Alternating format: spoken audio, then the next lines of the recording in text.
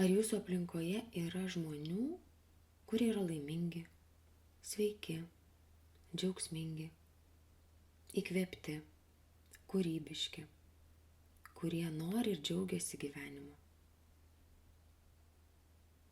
kurie nori gyventi. Ir jeigu tokių žmonių jūsų aplinkoje yra, tai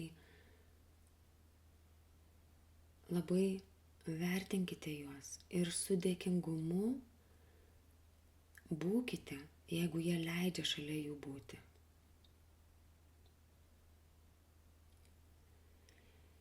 Nes būnant šalia tokio žmogaus ir jaučiant, stengiantis pajusti tai, ką jaučia jis, galima labai lengvai atsigauti, pailsėti, susiderinti su aukštesnėm ir gražesnėm emocijom ir jausmais. Nes mūsų nervų sistema, ji bendrauja per mūsų veidrodinius neuronus. Ir taip pat dažnai pastebiu savo praktikoje momentus, kai blogai besijaučiančių žmonės erzina laimingi žmonės.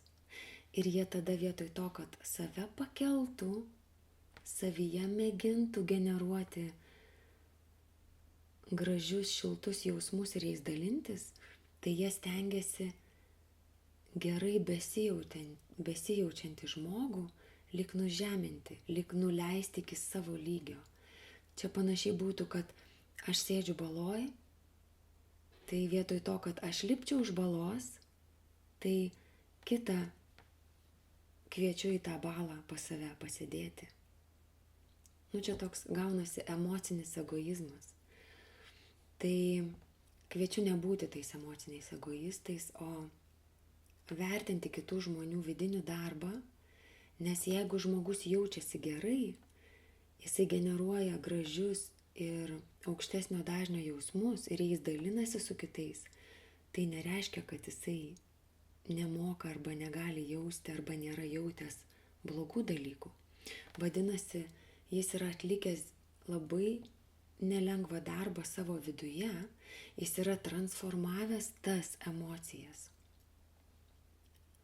užpildęs jas geromis ir jo darbas yra jaučiamas. Tai dirbkime kiekvieną su savo vidiniu pasauliu. Jeigu nesigauna, neišeina, tai tiesiog pabūkime šalia tokių žmonių ir rezonuokime su jų gražiais jausmais ir emocijomis. Nes vėlgi paminėsiu fiziką, ir tai yra moksliškai įrodyta, kad kiekviena emocija, kiekvienas jausmas vibruoja skirtingais dažniais.